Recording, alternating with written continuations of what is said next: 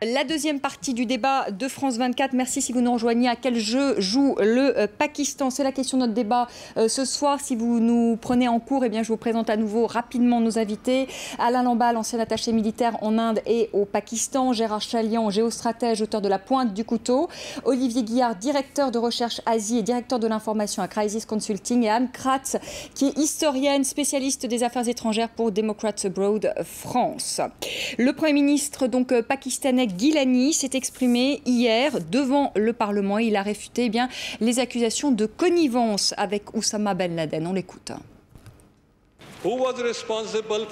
Qui est responsable de la naissance d'Al-Qaïda?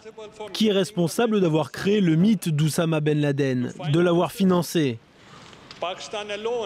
Le Pakistan seul ne peut pas être tenu pour responsable de politiques imparfaites et des erreurs des autres. Le Pakistan n'est pas le lieu de naissance d'Al-Qaïda. Nous n'avons pas invité Oussama Ben Laden au Pakistan ni en Afghanistan.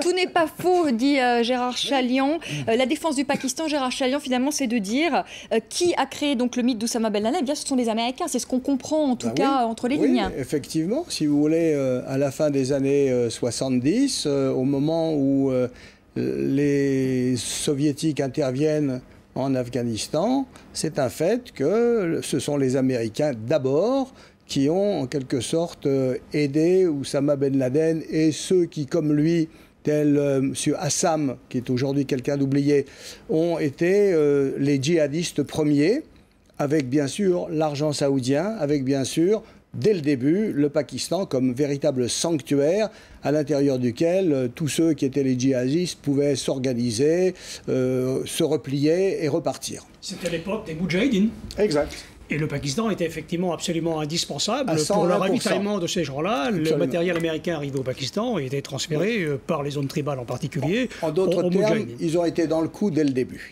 Mais le Pakistan est incontournable. Il était incontournable à l'époque soviétique. Il est encore incontournable maintenant par sa position géographique. Ce qui permet de dire, si vous voulez, que l'épicentre de la crise, c'est le Pakistan. C'est un pays très important, c'est là que ça se passe. Et ils sont importants parce qu'ils, comme a dit notre ami, 180 millions. C'est-à-dire on ne peut pas faire l'impasse sur un pays de cette importance. Ils sont décisifs, c'est là que ça se passe. Et ils ont l'arme nucléaire. Il ne faut pas l'oublier. Ils ont l'arme nucléaire, c'est vrai. Olivier Guillard. Peut-être un petit mot qui ne va pas être très sympathique pour le Premier ministre Gilani qu'on a vu s'exprimer il y a un instant. Donc la crise a commencé, si l'on peut dire, il y a 8 jours sur son propre territoire.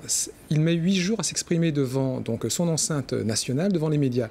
2 jours après la crise, M. Gilani était à Paris pour venir discuter de Dieu sait quoi, à un moment où la crise était à son comble, ou presque dans ce pays. Ça ne crédibilise pas spécialement l'individu. Donc M. Gilani vient donner des discours de « nous n'y sommes pour rien, la communauté internationale ne nous aide pas tant que ça, nous sommes victimes d'eux ». Je ne suis pas certain que la crédibilité de son discours passe mieux auprès de sa population qu'auprès de la communauté internationale. Anne Kratz, que répondent les Américains à cette défense pakistanaise en disant finalement Oussama Ben Laden, c'est vous qui avez créé le mythe? Écoutez, ça c'est incontestable. Et je ne suis pas tout à fait d'accord avec certains de vos interlocuteurs qui ont l'air de faire l'amalgame entre les talibans et Al-Qaïda. Je crois qu'il y a une certaine portion de l'armée pakistanaise et même des services secrets qui n'a aucune sympathie pour Al-Qaïda, dont ils n'ont que mépris pour les méthodes. Et en revanche, ils ont de la sympathie pour les talibans, ça c'est évident, ça c'est exact. Mais je ne pense pas que l'armée pakistanaise soit désireuse d'avoir Al-Qaïda sur son sol. Et l'un de vos interlocuteurs a dit que tout le ASA était disposé à faire une révolution islamique, ce que, pour autant que je le sache, n'est pas du tout le cas. Ça, c'est une chose. Et deuxièmement, en ce qui concerne la relation entre les Pakistanais et les Américains sur le sujet de la mort de Bin Laden, bien évidemment, il y avait aussi quand même quelques personnes, je ne sais pas exactement où ils étaient, à l'ASA ou dans d'autres institutions militaires ou civiles, qui ont aidé les Américains dans cette opération. Peut-être pas forcément, je veux dire, dans la conduite de l'opération elle-même, mais le président Obama a indiqué qu'il y avait une maison qui avait été occupée pendant plusieurs mois par des forces spéciales de la CIA pour examiner la maison en question. il est impensable, il est aussi impensable qu'il n'y ait pas eu de complicité de la part des Pakistanais pour que Ben Laden soit là, qu'il est impensable de penser que les Pakistanais ne savaient pas qu'il y avait des Américains qui observaient, si c'est vraiment vrai, pendant plusieurs mois la maison de Ben Laden. Donc les choses sont extrêmement compliquées et je crois qu'on ne peut pas les réduire à une simple question de l'ASI est tout à fait vendu aux islamistes. La seule chose qui les intéresse, c'est l'Inde. C'est vrai que c'est très important pour eux, mais je crois que c'est plus compliqué que ça. Et que tout le monde a joué un double jeu aussi, bien sûr. Olivier Guillard, Didier Chaudet, dans un article très intéressant aujourd'hui dans Le Monde, qui est un spécialiste de l'Asie et qui est enseignant à Sciences Po, dit que finalement, est-ce que finalement Washington n'en demande pas trop aux Pakistanais? Finalement, aujourd'hui, cette guerre contre le terrorisme, eh bien, l'opinion pakistanaise, ça crée une sorte d'anti-américanisme dans l'opinion pakistanaise. L'économie est également paralysée. Est-ce qu'on n'en demande pas trop finalement aux Pakistanais? Alors, on en demande certainement beaucoup aux Pakistanais. Ceci dit, vu le retour sur investissement, vu le retour de satisfaction par rapport aux demandes, qui est souvent très inférieur au tiers de ce qui est demandé, on peut comprendre que Washington demande à la fois d'intervenir militairement dans les zones tribales, au sud-Waziristan, nord-Waziristan, demande de faire davantage dans la répression des mouvements islamistes ou terroristes politico-religieux qui sont foisants, qui ont pignon sur rue sur des pans entiers du territoire. Les Américains donc demandent beaucoup, sachant qu'ils vont en définitive malheureusement récolter bien en cela de la demande. Oui, surtout que Anne Kratz le disait tout à l'heure, et Gérard Chaliand aussi, c'est que les Américains ont quand même avaient déjà laissé tomber précédemment les Pakistanais. C'est assez vrai. Donc, cette intervenante et Gérard Chaliand mentionnait que les Pakistanais ont la mémoire assez longue et c'est tout à fait normal. En revanche, il faut être aussi relativement honnête. On est dans une relation qui est une relation d'affaires, qui n'est pas une relation de confiance depuis le début. On a guère d'estime pour l'autre, il faut être relativement franc, tant au niveau des militaires que au niveau donc, du pouvoir politique.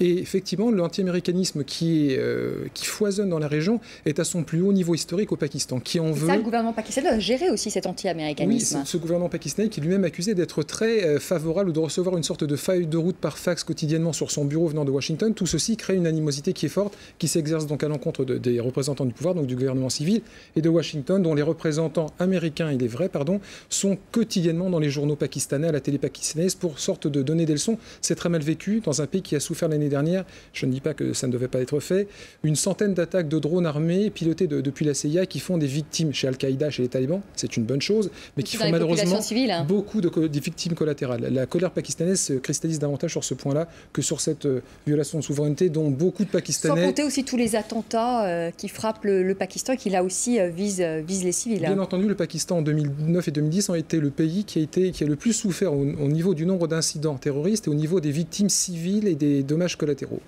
Alain Lamballe, je voudrais qu'on parle de l'Afghanistan. Il y a quand même 140 000 soldats de la coalition. On ne peut pas parler de l'Afghanistan, évidemment, sans parler du Pakistan. Les deux pays sont étroitement liés.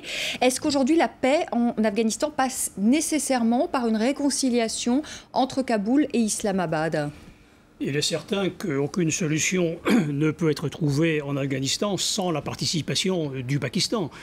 Le Pakistan a tellement de liens avec différents mouvements talibans qui agissent en Afghanistan, notamment le réseau Haqqani, qui est extrêmement présent dans l'agence tribale du Nord-Waziristan. Il est certain que les Américains doivent absolument composer avec les Pakistanais. Les Pakistanais sont indispensables en ce qui concerne les négociations, sont indispensables dans tous les domaines, indispensables pour l'acheminement du ravitaillement. Le ravitaillement ne peut pas passer, ou en tout cas très difficilement, par le Nord, par la Russie c'est très long, par les centrales c'est très long, donc il faut que ça passe par le Pakistan. Et puis pour entamer des négociations éventuelles avec les talibans, il est certain qu'il faut passer par les Pakistanais. C'est ce que souhaitent les Pakistanais. Comme l'a dit Gérard Chaliand à juste titre, les Pakistanais ne veulent surtout pas que les Indiens soient trop présents en Afghanistan. Il y a eu des attentats contre les Indiens, d'ailleurs, qui construisaient des routes pour relier le sud de l'Afghanistan à l'Iran. Car l'Inde cherche évidemment à contourner le Pakistan par le port de Chabahar. Et de là, eh bien, on peut acheminer évidemment les denrées indiennes vers l'Afghanistan. Car les Indiens ne peuvent pas commercer directement avec l'Afghanistan par le territoire pakistanais. C'est quand même incroyable, alors qu'il y a une association régionale qui s'appelle la SARC. Il y a même un accord de libre-échange entre tous ces pays-là. Et malgré tout, ça ne fonctionne pas. Le Pakistan est vraiment central du point de vue géographique, absolument indispensable. Gérard Chaliand, vous qui connaissez bien le Pakistan, l'Afghanistan, Quel avenir vous voyez pour le Pakistan de demain? On voit ce pays donc qui est tiraillé en interne entre un gouvernement finalement un peu fantoche, l'armée, les services secrets pakistanais qui doit gérer cette rébellion à l'intérieur du pays, qui doit en plus gérer ses voisins, l'Afghanistan, l'Inde. Quel avenir pour le Pakistan? Écoutez, pour être bref, je dirais d'une part qu'on ne peut pas les contourner. Ils vont demain compter beaucoup dans l'arrangement final qui, un jour ou l'autre, devra bien être fait. Et par ailleurs, ce fameux arrière stratégique auquel ils travaillent depuis maintenant 3 décennies, puisque dans les années 80, c'était déjà l'arrière stratégique qu'ils voulaient contre l'Inde, je dirais que cet arrière stratégique, je ne vois plus très bien à quoi il va leur servir. Le match avec l'Inde, très franchement, ils l'ont perdu. Les Indiens, en 1948, étaient un peu au-dessus du Pakistan. Aujourd'hui, ils sont 4 crans au-dessus. Économiquement, ils ont écrasé les Pakistanais. Et le Pakistan est un État qui boite, qui n'a pas de cohésion, qui a un État dans l'État, qui a des contradictions importantes, qui a des mouvements qui cherchent à le déstabiliser. Franchement, le Pakistan, moi, si j'étais pakistanais, je m'inquiéterais pour mon pays. Alain Lamballe, vous êtes d'accord avec Gérard Chaliand? L'avenir est quand même sombre quand on écoute Gérard Chaliand. Oui, je suis tout à fait d'accord. L'avenir du Pakistan est sombre. Le Pakistan a été créé pour réunir les musulmans du sous-continent indien, ou en tout cas une partie des musulmans, que ce soit à l'ouest avec le Pakistan actuel ou à l'est avec ce qu'on appelait à l'époque le Pakistan oriental. En fait, ça a complètement loupé. Actuellement, l'islam ne constitue plus, bien sûr, un ciment pour la nation pakistanaise, dans la mesure où elle existe encore. Le seul ciment que je vois pour maintenir les Pakistanais ensemble, c'est la haine de l'Inde, ou en tout cas l'hostilité à l'égard de l'Inde, c'est certain. Et qui est vivace encore dans la société pakistanaise. Ah oui, mais ça on le cultive. Tous les programmes scolaires, encouragent cette animosité à l'égard de l'Inde, et je dois dire aussi à l'égard de l'Occident, c'est dramatique. Tout le passé hindou, bouddhiste de ce qui est aujourd'hui le Pakistan est occulté dans les manuels scolaires du Pakistan. Je ne parle pas évidemment des madrasas, ou alors là c'est encore pire. Ce sont ces écoles coraniques, on le dit, pour nos téléspectateurs. Alors les madrasas, ce sont des écoles coraniques, effectivement, et beaucoup de gens vont dans ces écoles coraniques. Mais même dans les écoles d'État ou dans les écoles privées, qui ne sont pas des madrasas, c'est le même enseignement qui est dispensé. En fait, il y a au Pakistan une hostilité fondamentale également entre les provinces. Globalement, si vous voulez... C'est pas un pays uni, donc. Entre les provinces. Les provinces sont très différentes les unes des autres. Entre les Punjabis et les Sindhis, il y a une animosité profonde. Là-dedans, vous avez les Pashtuns qui sont aussi quelque chose de différent. Et les réfugiés qu'on appelle les Mouadjirs, les réfugiés qui se sont fatigués à pied pour traverser une partie de l'Inde pour venir en tant que musulmans dans le pays, ils ne sont même pas bien intégrés. Oui, ils habitent effectivement dans la région de Karachi, parce qu'à l'époque, Karachi était la capitale. Oui. Alors, la majorité de la population est concentrée au Pendjab, plus de 60%. Et c'est là, en fait, que se trouve la richesse agricole du pays. Le grenier du Pakistan, c'est le Pendjab. Alors, il y a des problèmes dans tous les domaines. On trouve des Pendjabis dans les postes de commande au Baloutchistan, dans le Sindh, même dans la province frontière de qu'on appelle maintenant Khyber Pakhtunkhwa. Il y a des problèmes également de distribution de l'eau. Les provinces en aval se plaignent que la majorité de l'eau est utilisée par le Pendjab. Il y a de profondes animosités entre les provinces. Olivier Guillard, vous qui connaissez aussi très bien le Pakistan pour y être allé plusieurs fois, que veulent les Pakistanais, que veut la population pakistanaise? Parce que finalement, on ne l'entend jamais, cette population pakistanaise. On entend le gouvernement, le Premier ministre, le chef de l'État, on entend les services secrets pakistanais, on en parle beaucoup, mais les Pakistanais, eux, qu'est-ce qu'ils veulent? Alors, les Pakistanais, en leur majorité, donc, veulent ce que veulent la plupart des populations des pays sinistrés, à savoir un retour à un minimum de fonctionnement, la fin du chaos, une amélioration du sort économique. La situation économique du Pakistan est exsangue. Pour vous donner un exemple, là, aujourd'hui, il y a 10 heures de coupure de courant dans les plus grandes agglomérations pakistanaises, y compris dans les quartiers des ambassades et des grandes sociétés. Imaginez ce qu'il en est du petit peuple dans ce pays qui demeure largement féodal, largement agricole. Les gens en ont assez, il y a peu de débouchés pour le travail. On voit que la globalisation porte ses fruits chez le voisin donc, de l'Est, à savoir donc l'Indien. D'une façon, Gérard a évoqué 4 crans au-dessus. Je pense qu'il a même encore été relativement sympathique avec les Pakistanais. La population, elle ne croit pas en ses dirigeants politiques. Elle sait que les militaires sont là à minima, mais ils ont gouverné le pays depuis à peu près 35 à 40 années directement, sans faire mieux véritablement que les civils. La permanence de la tension avec l'Inde, donc cette pathologie qui est indo-centrée, elle est entretenue majoritairement par les militaires. Il y a quand on regarde ce pays depuis une vingtaine d'années, ce qui est mon cas au quotidien, je ne me rappelle pas depuis 20 ans avoir eu une seule bonne nouvelle annoncée à la population pakistanaise ou à nos téléspectateurs. Il y a peu de sujets de motifs de réjouissement à court ou à moyen terme. Les mauvaises nouvelles, souvent, ne viennent pas du Pakistan, la plupart du temps, même si les choses sont aussi méritent d'être nuancées, viennent plutôt du côté indien. Je serais aussi, comme Gérard, un citoyen pakistanais aujourd'hui, je me ferais beaucoup de soucis donc, pour le présent et pour l'avenir à moyen long terme, naturellement. Alors, il faut dire qu'indépendamment des problèmes politiques que vous avez soulignés à juste titre, il y a en plus des catastrophes naturelles qui se sont accumulées. Il y a eu le tsunami, par exemple, 2005, dans la partie pakistanaise du Cachemire. Il y a eu les inondations catastrophiques de l'année dernière. Donc c'est un pays, finalement, qui n'est pas béni de Dieu. Si 17 millions de sinistrés. 17 millions de sinistrés et 70 000 morts, je crois. Peu de morts, en définitive. Peu de morts, quelques milliers de morts. Et là aussi, rappelez-vous un petit peu dans cet épisode qui était dramatique pour le Pakistan, ce qu'avaient de mieux à faire les dirigeants de ce pays, notamment le président Zardari, c'était de venir faire un tour en Europe, au même moment d'ailleurs, dans les provinces normandes qui étaient moins inondées que celles du Punjab ou du Balouchistan. Alors, ce qui est intéressant, je crois, à souligner, pour continuer sur ce genre de conversation, c'est que il y a finalement eu une certaine faiblesse des réactions de la population pakistanaise après la mort de Osama bin Laden. Et j'explique ça un petit peu personnellement par le fait que ce n'est pas la préoccupation essentielle du Pakistanais moyen, du Pakistanais de base. Le Pakistanais moyen, de base, il veut vivre mieux, car il vit mal, le niveau de vie a baissé.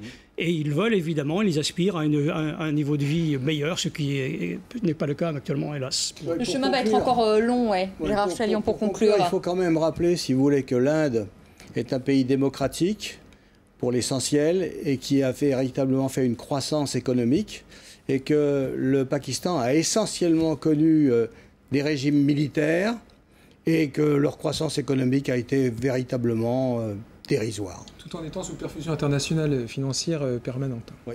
Et l'accroissement démographique est absolument catastrophique. Il faut savoir que l'augmentation de la population depuis 1947, c'est 6. La population a été multipliée par 6. Il y avait à peu près 30 millions de ce qui constitue le Pakistan actuel. Il y en a plus de 180 millions maintenant. Donc il y a un problème, une inadéquation entre les ressources et le nombre de la population. Un avenir bien sombre pour le Pakistan, à vous entendre tous trois. Mille merci d'avoir participé à ce débat sur France 24. C'est la fin de notre débat. Je vous retrouve demain à partir de 19h10.